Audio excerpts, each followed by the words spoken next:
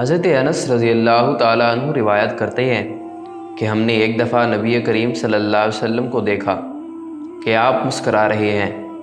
حضرت عمر رضی اللہ تعالیٰ عنہ نے پوچھا، یا رسول اللہ صلی اللہ علیہ وسلم، کون سی چیز مسکراہٹ کا سبب ہوئی؟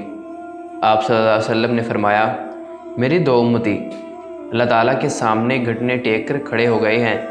ایک کہتا ہے کہ یا اللہ، اس نے مجھ پر ظلم کیا ہے، میں بدلہ چاہتا ہوں۔ اللہ پاک ظالم سے فرماتا ہے کہ اپنے ظلم کا بدلہ ادا کرو۔ ظالم جواب دیتا ہے، یا رب، اب میری کوئی نیکی باقی نہیں رہی کہ ظلم کے بدلے میں اسے دے دوں۔ تو وہ مظلوم کہتا ہے کہ اے اللہ، میرے گناہوں کا بوجھ اس پر لاد دے۔ یہ کہتے ہوئے نبی کریم صلی اللہ علیہ وسلم عبیدہ ہو گئے۔ وہ کتنا سخت دن ہوگا کہ لوگ اس بات کی حاجت مند ہوں گے کہ اپنے گناہوں کا بوجھ کسی اور کے سر دھر دیں گے۔ پھر اللہ پاک مظلوم سے فرمائیں گے، نظر اٹھا کے جنت کی طرف دیکھ۔ وہ سر اٹھا کے جنت کی طرف دیکھے گا اور عرض کرے گا، یا رب، اس میں تو چاندی اور سونے کے محل ہیں اور موتیوں کے بنے ہوئے ہیں۔ یا رب، کسی نبی، کسی صدیق یا کسی شہید کے ہیں۔ اللہ تعالیٰ فرمائے گا، جو اس کی قیمت ادا کرتا ہے اس کو دے دیے جاتے ہیں۔ وہ کہے گا، یا رب، بھلا اس کی قیمت کون ادا کر سکتا ہے؟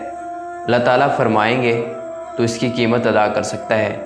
تو وہ عرض کرے گا، یا رب، کس طرح؟ اللہ تعالیٰ فرمائیں گے، اس طرح کہ تو اپنے بھائی کو معاف کر دے۔ وہ کہے گا، یا رب، میں نے معاف کیا۔ اللہ پاک فرمائے گا، اب دونوں ایک دوسرے کا ہاتھ تھامے جنت میں داخل ہو جاؤ۔ اس کے بعد آپ صلی اللہ علیہ وسلم نے فرمایا، اللہ سے ڈرو اور آپس میں صلح قائم رکھو، کیونکہ قیامت کے روز اللہ پاک بھی مومنین کے درمیان صلح کروانے والا ہے۔